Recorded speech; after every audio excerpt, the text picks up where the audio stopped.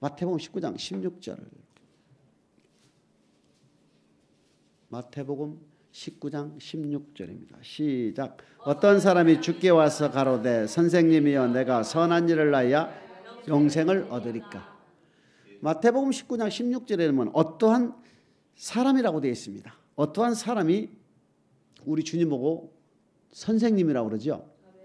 어떻게 하여야 내가 영생을 얻으리까 이렇게 질문을 합니다. 예수 그리스도를 주로 고백하여 신앙생활하고 있는 저와 여러분들은 베드로전서 1장 9절과 같이 믿음의 결국 영혼 구원이다.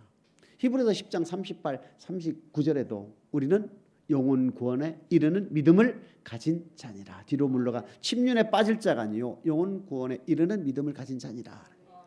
우리가 이 시간 하나님의 성전이나 말씀을 듣고 기도하고 찬양하는 목적은 바로 우리의 영혼 구원을 위하여 순례자와 같이 걸어가고 있는 과정 중에 발생하는 것들이다. 이렇게 볼 수 있습니다. 그러면 우리가 이 시간에도 주님께 우리가 같이 여쭤봐야 되는 거예요. 어떻게 하면 우리가 영생을 얻겠습니까? 라고 질문을 하자는 얘기입니다. 많은 사람들이 많은 구원론, 많은 사람의 생각과 사람의 계명과 장로의 유전을 가지고 가르치고 있지요. 근데 주님은 2000년 전부터 지금까지 일관되게 말씀을 하십니다. 천국에 들어가려면 너희는 뭐 하라? 계명을 지켜라. 17절입니다. 마태복음 19장 17절입니다. 예수께서 가라사대 어찌하여 선한 일을 내게 묻느냐? 선한 일은 오직 한 분이시니라. 내가 생명에 들어가려면 계명들을 지키라. 어떠한 사람이 예수께 질문을 하니까 우리 주님 뭐랍니까? 너가 계명을 지켜야 천국에 들어간다. 구약은 율법 시대요. 신약은 은혜 복음 시대라고 얘기들 합니다. 그런데 우리 주님은 지금 어떠한 사람에게 뭐라고 대답하십니까? 너가 천국에 들어가려면 계명을, 계명이 뭔지를 또 알아야 되잖아요. 신약에서 계명이라고 등장된 곳은 몇 가운데가 있습니다. 예를 들면 마태복음 5장 18절에 보게 되면 천지가 없어지기를 율법의 1.1도 없어지지 않는다 하면서 19절에 지극히 작은 계명, 이 지극히 작은 계명은 바로 마태복음 5장 17절에 내가 율법이나 선지 하나 폐하러 온 줄로 생각지 말라. 폐하러 온 것이 아니라 완전케 하러 왔다 했을 때에 19절에 나온 이 계명은 바로 율법을 염두에 두고 율법을 지칭하면서 계명이라고 표시한 것이 있습니다. 또 하나는 마가복음 12장 28절 이하에 보게 되면 계명 중에 어떠한 계명이 큽니까? 라고 질문하는 장면들이 있습니다. 그럴 때 하나님 사랑이 제일 큰 계명이요 이웃을 내 몸같이 사랑하는 계명이 둘째 계명이다 이렇게 되어 있습니다. 또 하나 등장하는 것은 바로 율법이라고 등장하면서 로마서 13장 8, 9, 10절에 보게 되면 남을 사랑하는 사람은 율법을 다 이루었느니라 하시면서 간음하지 말라, 살인하지 말라, 부모를 공경하라, 도둑질하지 말라, 이 모든 것들은 이웃을 사랑하는 그 말 속에 다, 단어 속에 다 들어간다. 그러므로 이웃을 사랑하는 사람은 악을 행치 아니하나니 사랑은 율법의 완성이니라 이러면서 율법을 설명하면서 실제적으로 나열된 내용들은 바로 계명을 얘기했죠. 십계명. 맞아요? 그러니까 신약에서 어느 정도 계명이라는 단어를 쫓아다녀서 추측할 수 있는 것은 십계명을 우리가 염두에 두고 계명이라 하는 것을 우리가 알 수가 있습니다. 이것을 모세 오경 출애굽 사상을 통하여 계명을 알아내자 하는 것이 오늘 포커스가 되겠습니다. 레위기 27장 34절입니다. 이삭은 여호와께서 시내산에서 이스라엘 자손을 위하여 모세에게 명하신 이삭은 시내산에서 이스라엘 자손을 위하여 모세에게 명하신 계명 또는 율법이라고도 하지요. 율법이라고도 하지요. 레위기 26장 46절입니다. 시작. 이삭은 여호와께서 시내산에서 자기와 이스라엘 자손 사이에 모세로 세우신 규례와 법도와 율법이니라. 레위기 27장 34절에서는 모세로 이스라엘 백성들에게 모세를 통하여 주신 말씀이 계명이요. 레위기 26장 46절에서는 규례와 법도요 율법이라 그랬죠. 결국은 계명과 율법은 그러면 이 율법이 뭐냐입니다. 율법. 신명기 4장 8절입니다. 오늘 내가 너희에게 선포하는 이 율법과 같이 그 규례와 법도가 공의로운 큰 나라가 어디 있느냐. 율법은 곧 규례와 법도구나 이렇게 되어 있습니다. 율법과 계명은 같고 계명과 율법은 같은 의미이며 이 율법은 규례와 법도 이렇게 되어 있습니다. 신명기 4장 10절에 보게 되면 또 다른 표현으로 기록이 되어 있습니다. 신명기 4장 10절입니다. 내가 호렙산에서 내 하나님 여호와 앞에 섰던 날 여호와께서 내게 이르시기를 나를 위하여 백성들 모으라. 내가 그들에게 내 말을 들려서 그들로 세상에 사는 날 동안 나 경외함을 배우며 그 자녀들에게 가르치게 하려 하노라. 신명기 4장 8절에 율법은 규례와 법도인데 이 율법에 주는 목적은 바로 하나님을 경외케 하기 위해서다. 두 번째는 경외하는 너뿐만 아니라 내 후손들에게 자녀들에게 가르쳐서 너와 같이 하나님을 경외케 하기 위해서 율법을 주신다 이렇게 되어 있습니다. 그 율법은 규례와 법도 하나님을 경외하는 법 이렇게 되어 있습니다. 신명기 4장 13절에 보게 되면 세 개의 단어가 등장합니다. 신명기 4장 13절입니다. 여호와께서 그 언약을 너희에게 반포하시고 너희로 지키라 명하셨으니 곧 십계명이며 두 돌판에 친히 언약이며 십계명이며 두 돌판이다. 율법은 곧 언약이며 십계명이며 두 돌판이다 이렇게 되어 있습니다. 그래서 이것을 계속 읽어 나가게 되면은 출애굽기 20장에 보게 되면은 십계명이 등장하지요. 십계명이 등장하고 출애굽기 21장부터 정확히 출애굽기 23장 19절까지가 율례가 선포됩니다. 그리고 규례법 출애굽기 25장부터 레위기 27장 34절까지 물질로 하나님을 섬겨야 할 법들이 기록된 것이 규례법으로 출애굽기 25장부터 레위기 27장까지 기록이 되어 있습니다. 그래서 하나님의 명령인 언약이요 십계명이요 두 돌판이요 율법이요 규례와 법도 등등등등의 말들은 하나님께서 이스라엘 백성들에게 모세를 통하여 주신 하나님의 명령이다 이겁니다. 왜 명령합니까? 지키라고 주신 거거든요. 그래서 하나님의 율법이 계명이요 계명 또한 율법이며 십계명이다. 십계명을 확대하면은 어떻게 됩니까? 율례와 규례로 나타나고 십계명과 율례와 규례를 확대하게 되면은 모세 오경이 되고 모세 오경을 더 확대하면 구약이 됩니다.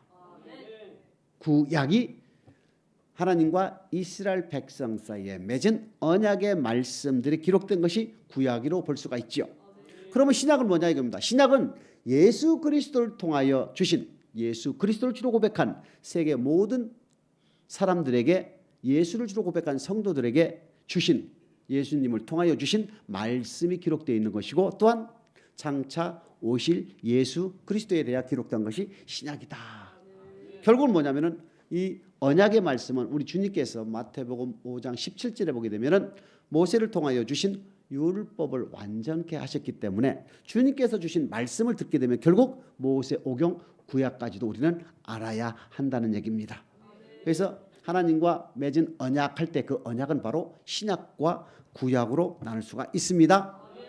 그럼 마태복음 19장 16, 17절에 어떠한 사람이 선생님 주님께 여쭙지 어떻게 하면 내가 영생을 얻겠습니까? 라고 질문을 하니까 선한 일을 어째 내게 물으뇨 선한 일은 오직 한 분이시니라 내가 생명에 들어가려면 계명을 이 계명은 바로 모세를 통하여 주신 율법을 얘기하는 겁니다. 이 율법을 지켜야 그 율법의 핵심이 십계명이고 이 십계명을 지켜야 천국 간다, 영생을 얻을 수 있다 이렇게 주님이 말씀하시는 거예요. 그러면 여러분 어떻게 하면 천국에 들어갈 수 있습니까? 계명을 지켜야 되는 거예요. 그 이상 그 이하가 있습니까? 질문합니다. 다시. 여러분, 예수를 주로 고백한 저와 여러분들 어떻게 하면 천국 갑니까? 바로 그겁니다. 계명을 지켜야 되는. 그러면 계명을 우리는 죽어도 알아야 되겠죠. 계명을 지켜야 천국 간다면은 계명을 알아야 천국 가지요. 지키고 안 지키고는 둘째라. 알아야 지킬 수가 있는 것이고. 그러니까 무조건 계명은 알아야 되는 거예요. 그 다음 구절 한번 보겠습니다. 마태복음 19장 19절입니다. 18절 19절입니다. 가로되 어느 계명이오니까 예수께서 가라사대 살인하지 말라, 간음하지 말라, 도둑질하지 말라, 거짓 증거하지 말라, 내 부모를 공경하라, 내 이웃을 내 몸과 같이 사랑하라 하신 것이니라. 계명을 지켜야 천국 간다는데 주님께서 하신 말씀이 뭐라고 합니까? 지금 10계명 중에 대인계명, 사람에 대한 계명을 얘기하는 거지요. 내 이웃을 내 몸같이 사랑하라는 그 계명을 지금 말씀하시는 거예요. 그러면 10계명이라는 얘기입니다. 결국은 모세를 통하여 주신 시내산에서 이스라엘 백성들에게 지키라고 명령하신 하나님의 말씀이 율법이요 계명인데 그 계명의 핵심은 10계명이죠. 이 10계명을 지켜야 천국 간다고 우리 주님께서 말씀을 하시는 거예요. 그러면서 19절 지나서 20절에 보게 되면 그 청년이 다시 한번 얘기합니다. 이 모든 것을 내가 다 지킨다. 여러분, 여기서 우리가 다시 한번 생각하겠습니다. 단순하게 부모를 공경하고 이웃을 내 몸같이 사랑하시는 것. 그 다음에 살인하지 말고, 간음하지 말고, 도둑질하지 말고, 거짓 증거 안 했다. 이랬을 때 여러분 어디까지 지켰다고 생각이 드십니까? 하나만 예를 들겠습니다. 도둑질하지 말라가 몇 번째입니까? 8번째 맞아요? 8번째 계명이 도둑질하지 말라지요. 도둑질하지 말라는 두 가지가 있습니다. 하나는 이웃 것을 도둑질하지 않는 것이다. 두 번째는 하나님 것을 도둑질하지 않는 거예요. 그러면 이 사람은 지금 뭐라 했습니까? 이 모든 것을 내가 다 지켰다는 얘기는 이 사람은 지금 도둑질을 하지 않았다는 얘기죠. 말라기 3장 10절에 보게 되면은 온전한 11조에 대해서 말라기 3장 7절로부터 10절 사이에 보게 되면 온전한 11조에 대해서 나오지요. 그러면 이 청년은 구약의 사람 맞습니까? 구약의 사람이기 때문에 온전한 11조에 대해서 알고 있겠지요. 모세를 통하여 준 10계명뿐만 아니라 말라기 선지자를 통하여 준 온전한 11조에 대해서 알고 있죠. 그러면 온전한 11조를 다 했기 때문에 도둑질하지 않고 다 지켰다고 장담을 하는 겁니다. 그럼 물질의 계명을 다 지켰어요, 안 지켰어요? 물질의 계명 다 지켰어요, 안 지켰어요? 모세를 통하여 준 온전한 11조와 헌물은 다 지켰어요, 안 지켰어요? 지켰다는 얘기입니다. 그러면 삶의 계명 또한 다 지켰다는 뜻입니다. 내 이웃을 내 몸같이 사랑하고 살인하지도 않았고 간음하지도 도둑질도 거짓말도 안 했다 이겁니다. 삶의 계명뿐만 아니라 물질의 계명, 즉 아까 말씀드린 대로 출애굽기 20장, 출애굽기 21, 23장 19절, 그 다음에 출애굽기 25장부터 레위기 20장 34절까지 나오는 규례법, 십계명과 율례와 규례를 이 청년은 지금 다 누구를 통하여 준? 모세를 통하여 시내산에서 선포한 율법을 다 지켰다는 얘기입니다. 이 율법은 계명이라 그랬잖아요. 어떤 사람이 주님께 여쭙습니다. 어떻게 하면 내가 영생을 얻겠습니까? 그리고 주님 뭐라 합니까? 계명을? 그 계명은 바로 시내산에서 모세를 통하여 준 계명이었다는 얘기입니다. 맞아요? 근데 이 청년은 이것을 다 지켰다고 얘기하지요. 다 지켰습니다. 이랬더니 주님이 다시 말씀을 하시는 게 있어요. 이 계명을 다 지켰다는 그 내용 속에는 이미 물질의 계명과 삶의 계명을 다 지켰다는 얘기입니다. 누구를 통하여? 모세를 통하여 준 시내산에서 레위기 27장 34절에 보게 되면 이상은 시내산에서 모세를 통하여 이스라엘 백성에게 명하신 계명이니라. 26장 레위기 26장 46절에는 뭐라고 되어 있습니까? 이상은 시내산에서 모세를 통하여 이스라엘 백성에게 명하신 규례와 법도와 율법이니라 이렇게 됐잖아요. 규례와 법도와 율법. 규례는 뭡니까? 물질로 하나님을 섬기는 법. 법도는 삶으로 하나님을 섬기는 법. 이것을 합하여 신명기 4장 8절에서는 율법이라 했잖아요. 그러니까 이 청년은 모세를 통하여 주신 십계명뿐만 아니라 율례뿐만 아니라 규례법까지도 다 지켰다. 도둑질도 하지 않았다. 하나님 것을 드리기로 했던 것을 안 드렸다는 것을 도둑질하거든요. 근데 다 지켰다는 얘기지요. 자, 그러면 오늘 우리 여기 앉은 저와 여러분들, 지금 이 청년, 이 사람하고 믿음을 비교해 볼 때 이 사람만큼 우리가 가고 있습니까? 그러면 우리가 구약의 법도 다 못 지키고 있다는 결론 아닙니까? 구약의 법이 더 어려워요? 신약의 법이 더 어렵습니까? 그럼 갈 길이 조금 더 머네요? 언제 그 갈 길을 따라 잡으려고 합니까? 주님 앞에 서면은 한 번 심판으로 끝나지요? 이 땅에서는 연습되지요? 좀 실수해도 회개의 길이 있고 궁일의 여기심을 받을 기회도 있고 위로를 받을 기회도 있지요? 그러나 주님 앞에 서면 끝나지요? 자, 마태복음 19장 20절 다시. 그 청년이 가로되 이 모든 것을 내가 지키었사오니 아직도 무엇이? 그러니까 이 청년은요, 다 지켰기 때문에 자기는 천국 간다고 생각하는 거예요. 안 그렇겠습니까? 지금 우리가 신앙생활 하면서 이 정도면 됐다, 이 정도면 내가 천국 갈 수 있겠다라고 생각하더라도 주님의 눈을 볼 때에는 부족한 것이 꼭 있다 이겁니다. 이것을 우리가 항상 그래서 두렵고 떨림으로 우리의 구원을 이루어야 되는 거예요. 섰다함도 아니요 온전히 이뤘다함도 아니다. 표 대신 예수를 향하여 우리는 전진할 뿐이다 이겁니다. 섰다 할 때 넘어질까 조심해야 된다. 우리는 천국 가는 믿음이 되고 어떤 말씀에도 어떤 물질의 법에도 어떤 삶의 계명에도 우리가 다 지켰다 하더라도 교만하면 절대 두려워 떨리고 두려움고 떨림으로 너희 구원을 우리의 구원을 이루시길 축복합니다. 항상 겸손하시길 주님의 이름으로 축복합니다. 무엇이 부족하냐 이겁니다. 다 지켰는데. 그래서 주님이 21절에 그러죠. 마태복음 19장 21절입니다. 예수께서 가라사대 내가 온전하고자 할진대 가서 내 소유를 팔아 가난한 자를 주라. 그리하면 하늘의 보화 내게 있으리라. 그리고 와서 나를 쫓으라 하시니. 즉 이 사람은 자기가 봤을 때는 계명들을 다 지켰다고 하니까 설마 있겠어? 갈 수 있겠지라고 했는데 주님의 눈으로 볼 때에는 뭐라 하겠습니까? 너 온전하고자 할진대, 즉 부족한 것이, 즉 천국에 갈 수 있는 믿음이 되기 위해서는 너 부족한 것이 있다 이겁니다. 너 부족한 것이 그 무엇이냐? 보화를 팔고 내 소유를 팔아 가난한 자들을 주라 이렇게 했습니다. 소유를 팔아서 가난한 자를 주라, 한 번에 다 팔아서 다 주라는 그 뜻 아닙니다. 이 말씀은 어디에서 우리가 구약의 모든 말씀은 구약에서 인용이 되는 거지요. 출애굽기 10장 25절 6절을 찾아보고 다시 이 자리로 오겠습니다. 출애굽기 10장 25절 먼저 보겠습니다. 모세가 가로되 왕이라도 우리 하나님 여호와께 드릴 희생과 번제물을 우리에게 드려야 되겠고. 25절 마귀 이제 네 번째 작전이 등장하는 장면이거든요. 마귀. 애굽은 세상이요.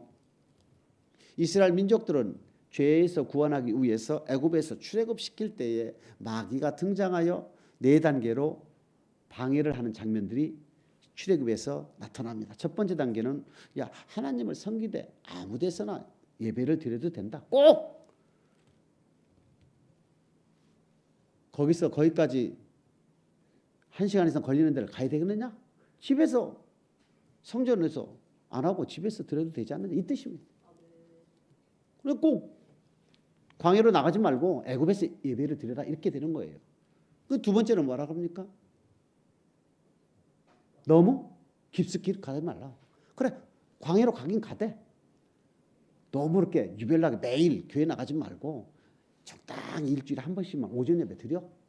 하나님을 섬겨서 성전에 섬기되 적당히 일주일에 한 번씩만 이렇게 섬기라 이렇게. 그것도 안 되니까 세 번째 말하고 됩니까? 야야야 매일 가.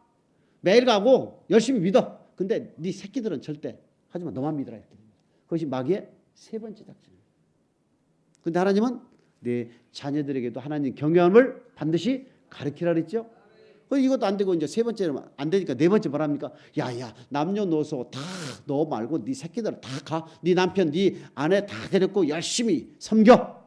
그러나 물질은 가져가지 말라. 그게 이제 24절 말씀입니다. 근데 25절 말합니까?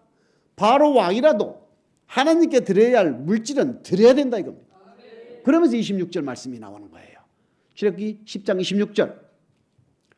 우리도 생축도 우리의 생축도 우리와 함께 가고 한 마리도 남길 수 없으니 이는 우리가 그 중에서 취하여 우리 하나님 여호와를 섬길 것이며 우리 하나님 여호와를 섬길 것이며 우리 하나님 여호와를 섬길 것이며 또 우리가 거기 이르기까지 어떤 것으로 여호와를 섬길는지 알지 못하나이다. 우리가 물질 즉 남녀노소뿐만 아니라 우양 물질을 우리가 가지고 광야로 가야 될 그 이유는 지금 첫 번째 뭐라 하겠습니까? 하나님을 섬기기 위해서 가져간다. 두 번째는 가나안 땅에 이르기까지 어떠한 것으로 어느 때에 하나님이 요구하실지 모르기 때문에 우리가 우양을 가져간다. 이렇게 되어 있는 거예요. 그러면 앞에 하나님을 섬긴다는 게 무엇입니까? 하나님께서 명하신 대로 섬긴다 이겁니다. 명하신 게 뭡니까? 규례법이 이미 선포됐지요? 그 이듬해 1월 1일 날 성막건립을 하고 하나님께서 규례법을 선포했지요? 레위기 27장 34절에 뭐라고 되어 있습니까? 이상은 시내산에서, 이상은 어디에서? 시내산에서 모세에게 명하신 계명이다. 뭐가? 규례법이. 그래서 규례법에 뭐가 있습니까? 5대 제사가 들어있잖아요. 3대 절기가 들어가 있잖아요. 11조가 들어가 있잖아요. 가난한 자 도우라고 되어 있잖아요. 이게 영생의 법이 들어가 있답니다. 어디에서? 시내산에서 하나님께서 이스라엘 백성들에게 지키라고 명하신 규례법, 율법 속에 들어간다 이겁니다. 무슨 법? 영생을 얻는 법에 들어간다 이겁니다. 근데 그 규례법, 영생을 얻는 법 속에 물질의 법, 규례법이 있는데 그 물질을 드리는 것은 바로 섬긴다는 것은 바로 규례법에서 명하신 대로 하나님을 섬긴다는 거예요. 이게 26절에 우리 하나님 여호와를 섬길 것이며 그 뜻은 하나님께서 시내산에서 모세를 통하여 명령하신 물질의 법대로 하나님을 섬기기 위해서 우리가 우양을 가지고 나가며 또 가나안 땅에 이르기까지 무엇으로 하나님을 우리에게 요구할지 모르기 때문에 그때마다 우리가 주가 쓰시고자 할 때 드리기 위해서 우리가 물질을 가지고 나갑니다. 이렇게 된 거예요. 다시 마태복음 19장 21절입니다. 내 소유를 팔아 가난한 자들을 주라 할 때는 바로 출애굽기 10장 26절 후반에 또 우리가 거기에 이르기까지 무엇으로 하나님을 섬겨야 할지 모르기 때문에 물질을 가져간다. 그 말이 맞습니까? 그때 가난한 자를 주라는 얘기는 어저께 제가 다시 설명했지만은 마태복음 25장에 보게 되면 양과 염소의 비유가 있지요. 양과 염소 비유에서 보게 되면 헐벗고 줄이고 목마르고 나그네 됐고 병들었고 옥에 갇혔을 때에 지극히 작은 자들이라 일컫는다. 이 지극히 작은 자한테 하지 않는 것이 꼭 주님한테 하지 않는 것이다. 이렇게 되어 있죠. 그러니까 우리가 지금 하나님께 명하신다는 온전한 11조와 헌물을 하나님께 드리고 또 신앙생활을 하면서 나타나는, 맞아요? 주가 쓰시고자 할 때 교회가 주의 종이 이웃 성도들이 쓰고자 할 때 내어 드리는 것을 바로 소유를 팔아 가난한 자들을 도와주라 이렇게 되는 겁니다. 이해됩니까? 그러면 이 친구는 지금 어떻게 되어 있습니까? 주님의 눈으로 볼 때에는 네가 부족한 것이 하나 있다 이겁니다. 네가 천국에 가려면 너 부족한 것 그 하나 있는데 그것이 바로 뭐다? 불의한 제물로 친구만 사귀면 넌 어디 간다고요? 천국 간다. 그렇다면은 이 계명 중에서 삶의 계명 중에서 이 사람은 삶의 계명 다 지켰다는 얘기죠. 주님의 눈으로 봤을 때 삶의 계명 다 지켰다는 얘기죠. 자, 그러면 하나 질문합니다.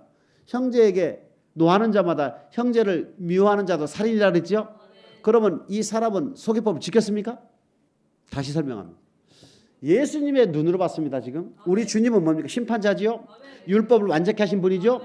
내가 온전하여지고자 할 때 부족한 것이 뭐가 있다? 하나가 있다. 너 소유를 팔아 가난한 자를 도와줘라. 그리하면 너는 나를 따르라. 그러면 너는 간다 이겁니다. 그럼 뭐예요? 지켰다 이겁니다. 이 문맥으로 본다면 지켰다고 해석을 하는 것이 맞다 이겁니다. 구태여 꼭 해석을 하라면 저는 그렇게 해석을 합니다. 왜? 부족한 것이 하나 있다. 그 부족한 것이 뭐냐? 소유를 팔아 가난한 자를 도와주면 이 사람은 천국 간다. 그러면 삶의 계명은 다 지켰다 이겁니다. 삶의 계명은 모세를 통하여 준 계명은 겉대법이지만 주님을 통하여 준 삶의 계명은 뭡니까? 마음의 법도 있다 이겁니다. 그런데 주님의 눈으로 바라봤을 때 부족한 것은 바로 물질만 걸려있기 때문에 주님께서 완전히 된 물질의 법만 지키면 이 사람은 천국 간다 이렇게 돼 있거든요. 그런데 22절 그 청년이 재물이 많음으로 이 말씀을 듣고 근심하며 그래서 부자가 천국에 들어가기가 어려우니라 이렇게 했습니다. 자, 소유를 팔아 가난한 자를 주라 하는 말씀은 누가복음 16장 9절 이후에 나옵니다. 누가복음 16장 9절 보겠습니다. 내가 너희에게 말하노니 불의한 재물로 친구를 사기라. 그리하면 없어질 때에 너희가 영원한 처소로 너희를 불의한 재물로 친구를 사. 저는요 이 해석을 들을 때 너무너무 충격 먹었어요. 왜?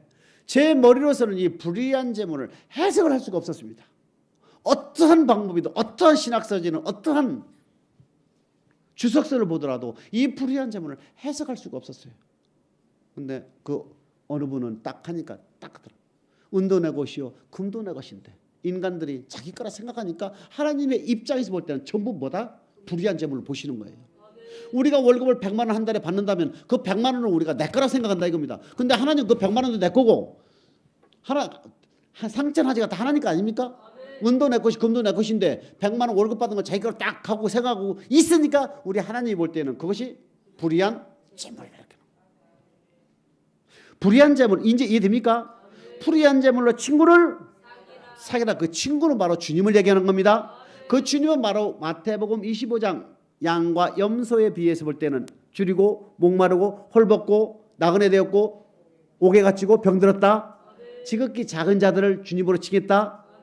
그러니까 내가 하나님께서 명하신 대로 물질을 드리고 주가 쓰시고자 할 때 낸다는 개념이 바로 이러한 불의한 재물로 친구를 사기라는 뜻입니다. 그러니까 없어질 때에 영원한 처소로 너희를 자 반대로 해석하면 어떻게 됩니까? 불의한 재물로 친구를 사귀지 아니하면 너희를 영원한 처소로 영접을 하지 않겠다 뜻이죠. 그러니까 불의한 재물에 충성하지 않으면 천국에 갈 수가 다시 한번 여러분 불의한 재물에 충성하지 않으면 천국에 갈 수가 없다는 뜻입니다. 그렇기 때문에 창자가 끊어지는 아픔이 있어도 여러분 돈 받는 게 좋아요? 주는 게 좋아요? 물어보나 안 하지요? 주는 것은 쉬운 게 아니에요. 근데 줘야 되는 거예요. 왜? 그것이 나를 위해서니까. 그 사람을 위해서 내가 돈을 준다 이겁니다.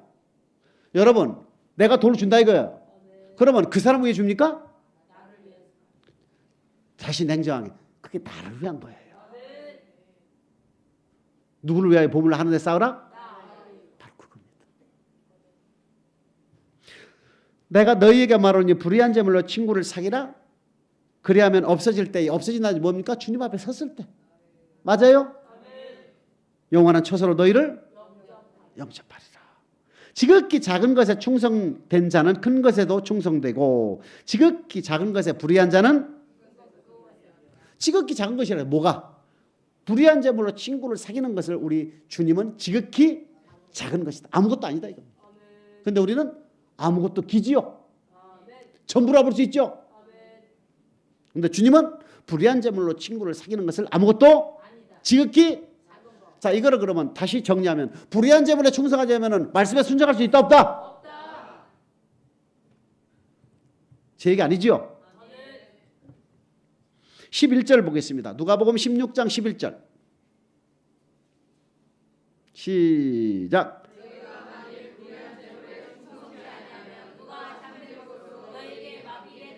참된 것은 뭡니까? 9절에 영원한 처소를 얘기합니다.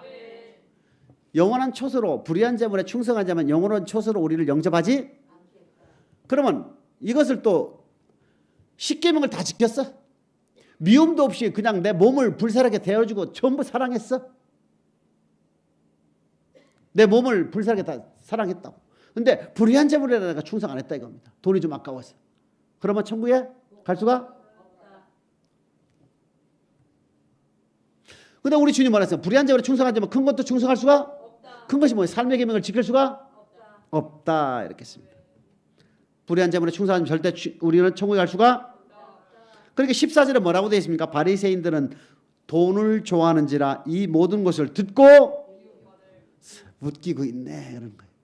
아니 삶의 계명 지키고 온전한 11조만 드리면 천국까지 무슨 놈의 비리한. 아니 요새 어려운 사람은 있어. 사회복지가 다 되고 다 잘 돼 있는데 나보다 더 가난한 사람이 어디 있어? 내가 더 가난하지 이러지요? 안 그렇습니까? 바리새인들은 돈을 좋아하는 거로 모든 것을 듣고 웃더라 하면서 15절에 누가복음 16장 15절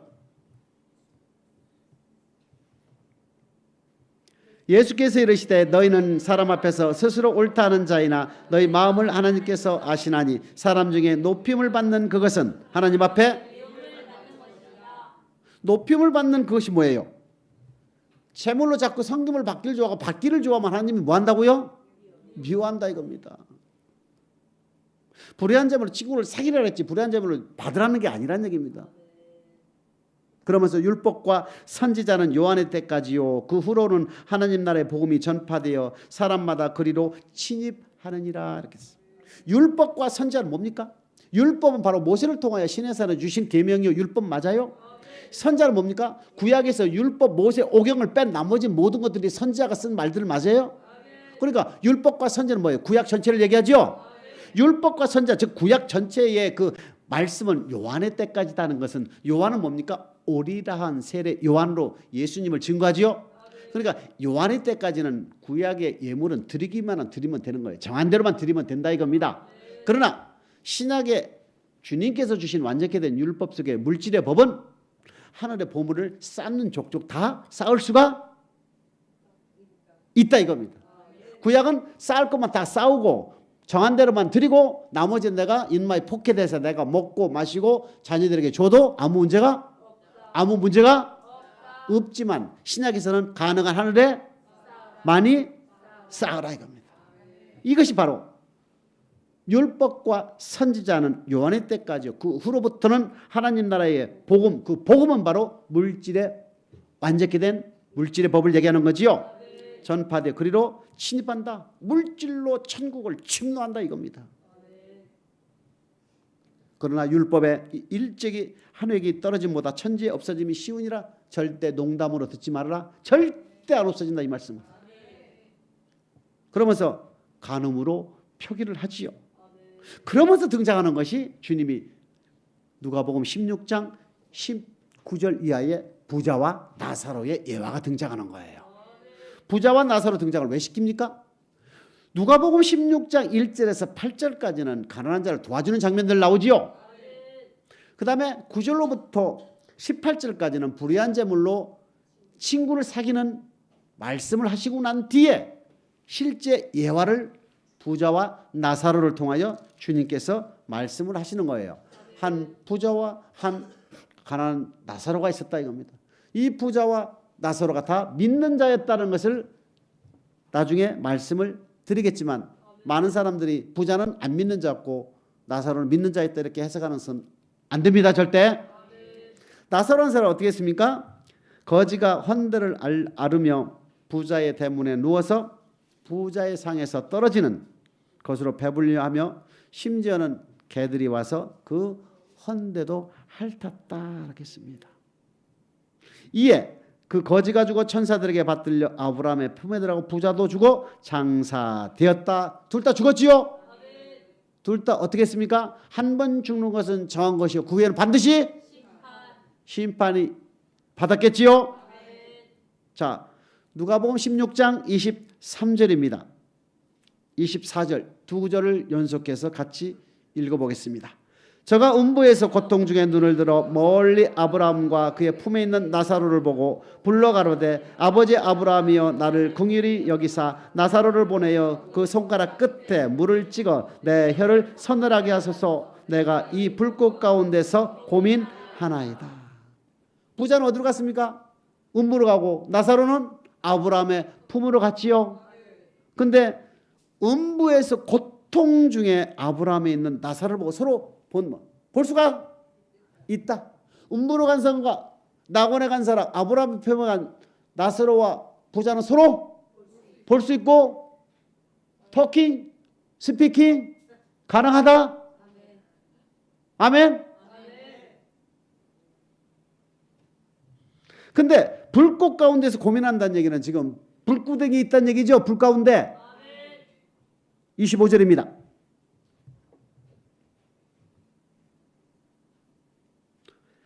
아브라함이 가로되 예 너는 살았을 때 내 좋은 것을 받았고 나사로는 고난을 받았으니 이것을 기억하라.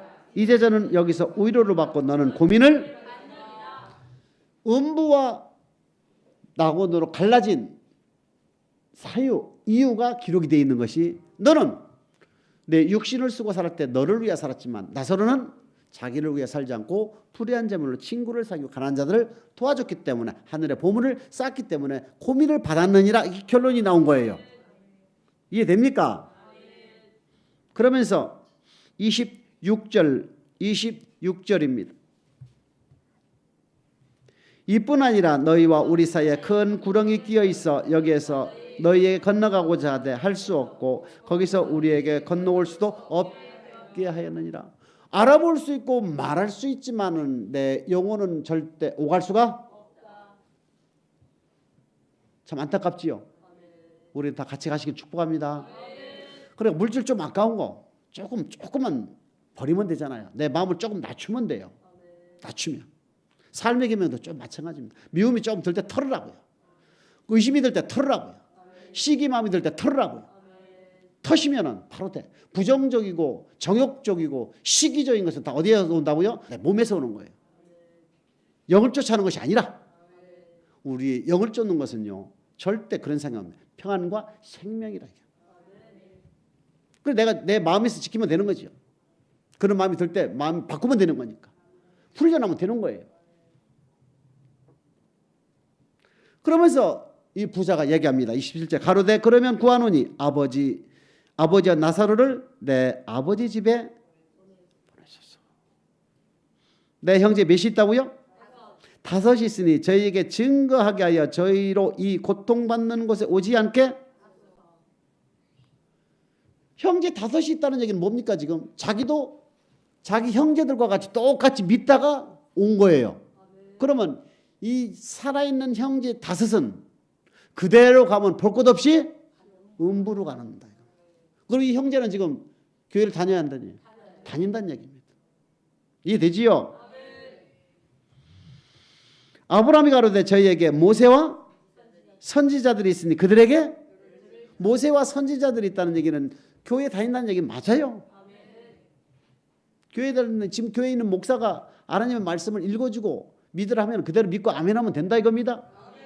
근데 뭐라고 합니까? 아니야. 내 뜻을 또 플러스하는 거지요.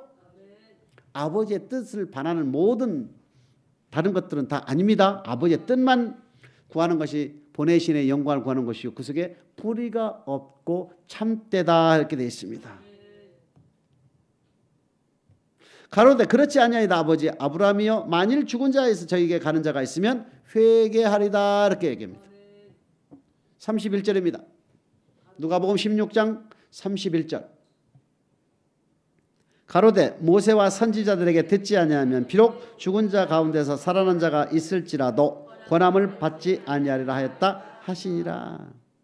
기록된 말씀을 아무리 줘도 읽어줘도 믿으라 안 믿는 사람들이라면 죽은 자 가운데서 근우가 간다 하더라도 절대. 그러니까 주님 뭐랍니까? 이 땅의 일을 말하여도 믿지 아니하고는 어떻게 하늘의 일을 말하면 너희가 믿겠느냐. 마찬가지잖아요. 그렇죠? 제가 매일 목 아프게 하나님의 말씀을 가지고 이렇게 권면을 해도 참 뭐가 그렇게 바쁜지. 여러분 여기 계신 분 한 분도 그런 분이 없기를 주님으로 축복합니다. 어떠한 사람이 예수님께 여쭙습니다. 어떻게 하면 영생을 얻겠습니까? 라고 했을 때 우리 주님 뭐라고 하십니까? 너가 생명에 들어가려면 계명을 지켜라. 이 계명은 율법이요. 율법은 계명이다 이겁니다. 근데 이 율법은 바로 모세를 통하여 시내산에서 주신 하나님의 말씀인데 이 하나님의 말씀인 율법은 우리 주님께서 2000년 전에 완전케 하셨다. 그래 구약 시대의 모세 시대의 사람들은 모세를 통하여 준 율법을 통해서 천국 들어가고 모세 이후에 주님 시대 이후에 예수 그리스도를 주로 고백한 저와 여러분들은 주님을 통하여 주신 완전케 된 율법 계명을 통하여 천국에 들어간다. 그 완전케 된 율법 계명 속에는 물질의 법과 삶의 계명이 있다는 것을 여러분 잊지 않으셔서, 삶의 계명과 물질의 계명은 우리의 힘으로 절대 할 수가, 하나님은 할 수 있다. 근데 생명의 성령의 법으로 성령 충만함을 받아 삶의 계명과 물질의 계명을 넘어서 주님 만나는 그 시간까지 전진하시길 주님의 이름으로 축복합니다.